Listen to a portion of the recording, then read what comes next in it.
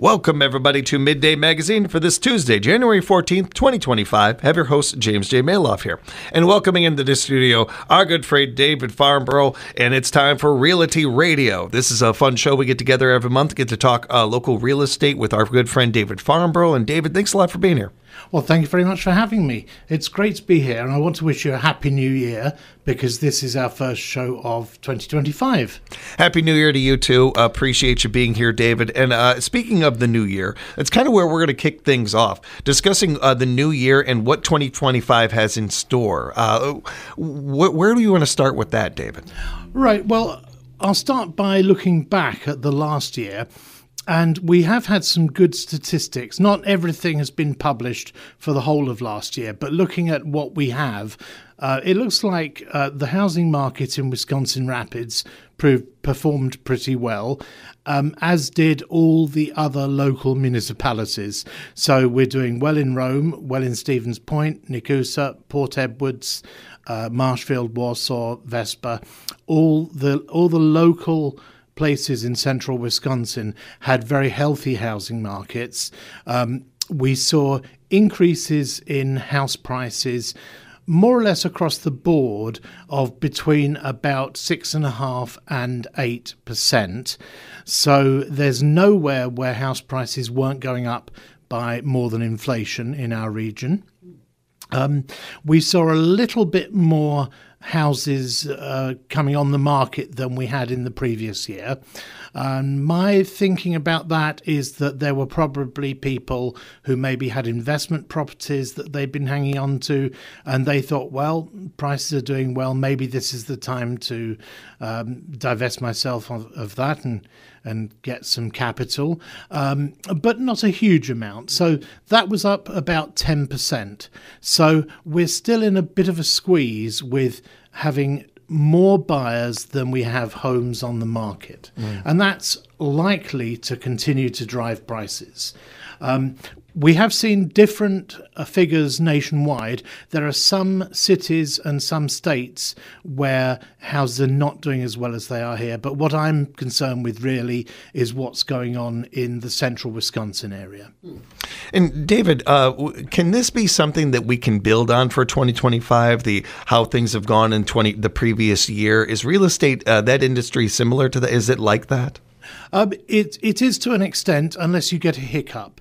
And we've had hiccups in the past. There have been huge economic changes, downturns, recessions, also the pandemic, which have had large and unpredictable effects.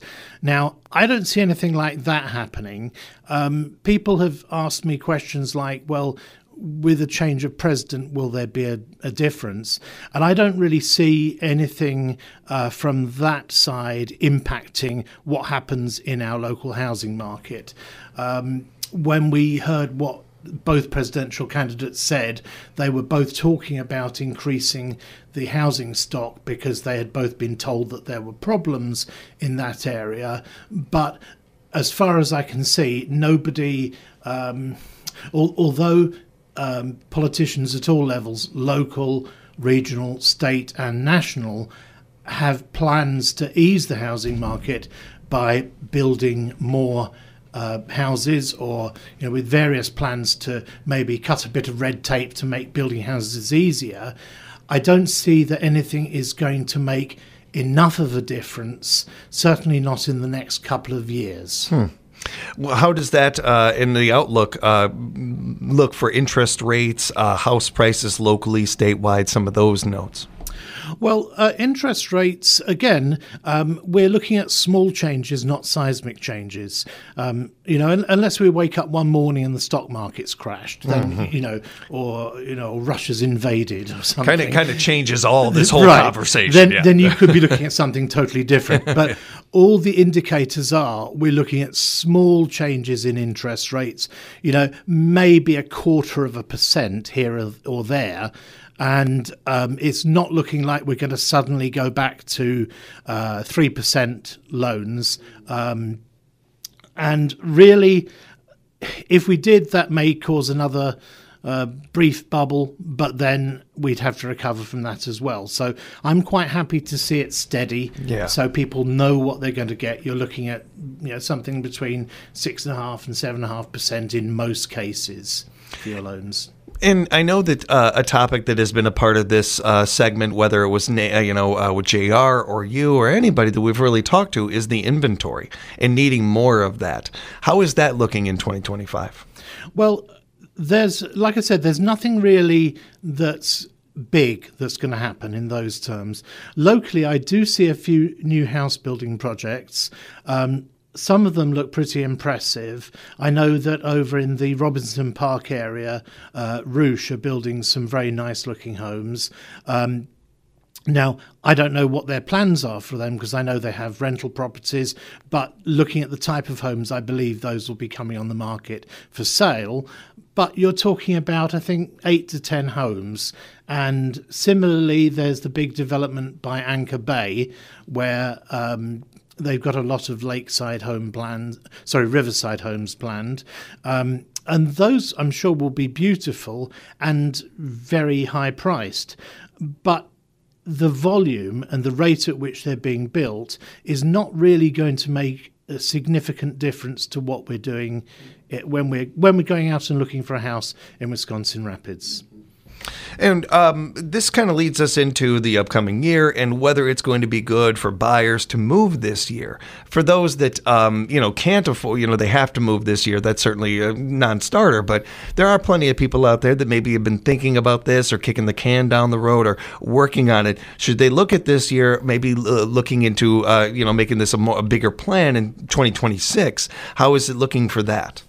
Well, like I said, there are always unpredictable things, but from everything we can tell, we're not going to see any major difference except that prices are going to continue to go up by more than the rate of inflation. So if you're thinking of putting it off for a year, then in a year's time, you might be buying a more expensive home than you would be buying now. Now, that might suit your personal needs because you might have a job where you're likely to be earning a lot more next year. And if that's where you are, that might be what's good for you. Having said that, the thing that mostly drives people to move home is their own personal circumstances. So if you need an extra bedroom because your baby's on the way, then probably not a good idea to put it off and have a cramped situation any longer than you need to. Or if you need to downsize, or if you're thinking that you're maybe in your 70s or 80s and you want a place that's all on one level, then sometimes those things are best not put off because the older you get, the harder it gets to move house. And when it comes to as far as whether or not to buy or not, that's something that they can reach out to you about, David, find out, get a little information on. Oh, absolutely they can. I'm happy to talk to people whether or not they're actually going to be my clients for buying or selling. I'm happy to have a chat. Feel free to contact me on Facebook, or you can just text me or call me. I'll be giving my number at the end of the show, and I'll be happy to talk about whether it might make sense for you to buy this year, or perhaps later on this year if you don't want to move while it's still a little bit chilly. And keep that in mind when it comes to the other side of this, whether it will be a good year to sell or not for those who trade up, kind of on that part of things, David. Yes, that's right. There are different circumstances in play for people who are selling. Now, I have said that there is a shortage of houses, and this does give what we call a seller's market, but it's not so much of a seller's market as some people believe. So I have seen a lot of people pricing their houses unrealistically because they think, house prices have gone up, let's just stick another 50,000 on the price ticket. And you can't do that, really. You have to price your house realistically, even if the price will be more than it was last year. It won't be 50% more. It'll only be 8% more than it would have been last year. So, if you can hang on to your house for another year, you might get a little bit more money, But again, we're not talking about huge amounts. Also, if you're buying and selling, that will depend really on whether you're trading up or whether you're trading down, and that will affect the outcome as well. So if you're buying now, you're going to get a little bit more than you did last year, but you're going to pay it for your house you're selling. But the house you're buying, you're going to be paying a little bit more for as well. Now, if you're buying a house that's, say, twice the price of the one you're selling, then you're going to lose a little bit on that because the prices have gone up. But if you're downsizing, then you're going to be doing a little bit better because of the price increase. One thing that I hadn't really thought much about until kind of prepping for one of our shows a little while back, David, was the idea that you have to be patient in this industry. I imagine for you in your position, but certainly for buyers and sellers of homes, it's one of those things where you probably want to be able to get this done as quick as possible, but it's something that you really need to be able to take a step back, take your time with, approach in a strategic manner. I would always advise people to do that. Once in a while, I do get a client who comes along, they see a house and they want to buy it. They put an offer down, the offer's accepted, and they're in there. I had it happen once where it was 20 days from when the client first walked into my office to when they were moving in to their house. That is very unusual, and that was a cash buyer as well. The more common thing is that most people will see about 5 to 10 houses before they find one they really like. Sometimes they will put an offer in, that first offer won't be accepted, and then armed with the experience they'll maybe put in another offer on a different place, and that will be the one that they eventually buy. And that process can take a little bit of time, but it is worth making sure that you've got somewhere that really feels like home. Don't just buy any old house. Buy somewhere that can be a home rather than just a house. And for me as a realtor, it does demand a lot of patience. I've had clients who come to me and they say, well, I'd like to see a few houses, and they see quite a few and then decide they're going to take a break and come back to it in a year's time. And that's okay, because in a year's time, I'll have a note on my calendar to call that person and say, hey, you said you were going to wait here. I just wanted to check whether the time was right. So that's the way I treat people. For me, they're not just clients for one transaction. They're going to be my clients for life, or that's my aim anyway. And so if somebody doesn't find that this is the right time or the right home, then I'm prepared to wait for when I can help them find that perfect place. There's certainly in our society, and it's happening more and more, where I pay for something and I want it there 5 seconds later. Where there's a lot of that going on, especially with online ordering and some of that. This is not that. This is one of those topics. There are a handful of these. For me, just as an example, if I go to a sit-down restaurant, I don't mind if it takes a little while to get here. I want them to take their time with it. That's my food. I actually don't need it to show up 2 seconds after I order it. That right. Makes me wonder if it's been under a heat lamp or something like that. It's a similar situation where that patience is going to be rewarded, whether it is buying or selling your home. You want to do this the right way and listening to a real realtor when it comes to that and following that lead. That's right, and it is a bit of a learning process, and I should emphasise that it's not just first-time buyers who need to learn, because if you've bought a house 5 years ago or 10 years ago, then the process now is different from how it was then. There's a lot of things that have changed. There's changes to the procedure, there's changes to the law, changes to building codes, and all those things mean that it's likely to be a different situation from when you last bought or sold. We are speaking with David Farnborough in Realty Radio, our segment we get together for every month. And David, before we get into our our good cause of the month, I did have another thought going into 2025 I wanted to bring up with you. And I'm curious because as we talk more and more about real estate, I notice at the industry that the tech world kind of it helps it out and works with it a bit. And I'm curious, in 2025, are you thinking or hearing anything else that's coming from real estate that, it was some years back where people could look up online, and I could look at a place in California if I want to online and get a whole walkthrough of it. So some of that technology that came around. Is there anything you're hearing or seeing that could make be additions coming forward in 2025, or just things that you'd even like to see? Well, I do see more people doing what I've been doing for a number of years anyway, which is fully implementing the tech that we have. So the way that I work is I operate a paperless office. I send people documents for signing electronically, so we don't need to mess around with me driving over to your place or you coming to see me. You can sign something in 5 or 10 minutes on your phone or on your computer, and that way you may be ahead of somebody else who's putting in an offer. So I already use a lot of that technology. On the sales side, I do use virtual tours and 3D cameras, as well as drone technology where appropriate. And I do use AI cautiously where that is appropriate as well. What I'm seeing is that a lot of my professional colleagues, my fellow realtors, are also starting to use AI more and more, and they're starting to use more of those photography techniques, and I think that's only going to get more and more efficient. I think people are going to find new ways to use AI. That's a great way to put it. That we haven't thought of. Yeah, that's a great way to put it. I agree more. I couldn't agree more. One of the things that I'm being offered all the time is an AI assistant.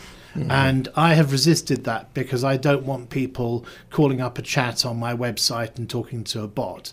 I want them to talk to me personally. AI can be, and it already is and will be a good assistant in some ways, but in other things, it couldn't be more useless, Yes. Especially with the industry that we're both in, whether it's entertainment or radio or whether it's real estate. These are both industries where the personal touch or that personal interaction is so vital and so needed, especially when it comes to questions being asked or just even presenting something. I think that the human and touch is what really oftentimes really brings it home for people and makes it personal, whereas AI and some of those things, they may get some information that they can use, but it doesn't really hit home. It doesn't register the same as hearing a real voice and talking to somebody face to face, especially with one of the biggest purchases any of us make in buying a home or selling a home. That's right. And it is no substitute for a human being in face-to-face interactions or telephone interactions. But I've also noticed that it is extremely good at handling vast quantities of data. So if you're pulling together statistics, then it is very, very good at doing that. It's good at giving us or at manipulating data for market analysis purposes. And that's one of the ways in which I use it, because otherwise I'm going to be sitting down working on spreadsheets for hours. Whereas if I can get an AI to take care of that cautiously, as I say, you have to check their workings, because we know that AIs can produce pictures of human beings with 6 fingers. Then that's going to make me more efficient. And we don't need Indigo Montoya chasing him down. We don't need... I had to do that. I had to. We are going to wrap up with our good cause of the month. And David, what do you got for us? Well, this month, Rapids Homes is supporting Special Olympics Wisconsin. It's a great cause which helps a lot of people locally who have intellectual disabilities. And for those of you who don't know, what it does is it really helps people to achieve their full potential. So they might be someone who doesn't think of themselves in a sporting competition, and this teaches them, well, you can be involved in this. You can achieve your best, you can beat other people, you can have camaraderie and friendship, and you can be included, you can be part of this group. So for all those reasons, I think Special Olympics Wisconsin does a great job in helping our local people. They're wonderful individuals. Some of the greatest people you'll ever work with or be around are the Special Olympics teams. And I know that the Polar Plunge is a big part of their promotions. I understand you're going to be doing something like this again, aren't you? I will be, yeah. You are doing it again. Yes, I decided, after I did it the second time a few years ago, I decided I was never going to do it again. And then I thought, I need a good cause for January. And And the Polar Plunge was just there, and I thought, this is the one. And I've already had some very kind people sponsor me, but I'm going to ask if you can sponsor me as well. I don't mean you, James. I mean you listening on the radio, because it's something where it does support a lot of people right here in Wisconsin Rapids. And if you want to give me a little help on that, it's on my Facebook page, my Realtor Facebook page, which is just David Farnborough Realtor. And you can also go to the Special Olympics Wisconsin Rapids page and find me there. And SpecialOlympics.org is the website if you need, if you want to find out more information about that or the Polar Plunge. And again, David, as you just were mentioning there, is that the best way to get in touch with you on your Facebook page? That's one good way. The very best way is by texting me, 715-323-8594, because I can answer discreetly while I'm having lunch with someone, but not when I'm driving. I'm very careful with that. Or you can call me on that same number, although obviously if I'm already showing a house to someone, I won't be able to answer, but I will call you back as soon as I can. And I do want to send a special shout out to David. You guys may not have heard it behind the scenes here or anything, but around us, there's been a ton of distractions this show. We've just been rolling with it, just been locked in. I appreciate that. Appreciate the time with you, and looking forward to hanging out again next month for another edition of Realty Radio. Thank you very much, James. Have a good New Year's, David. Happy New Year's to you. And we'll be back with more Midday Magazine right here at 97.5 FM, 1320 AM, WFHR, locally grown radio.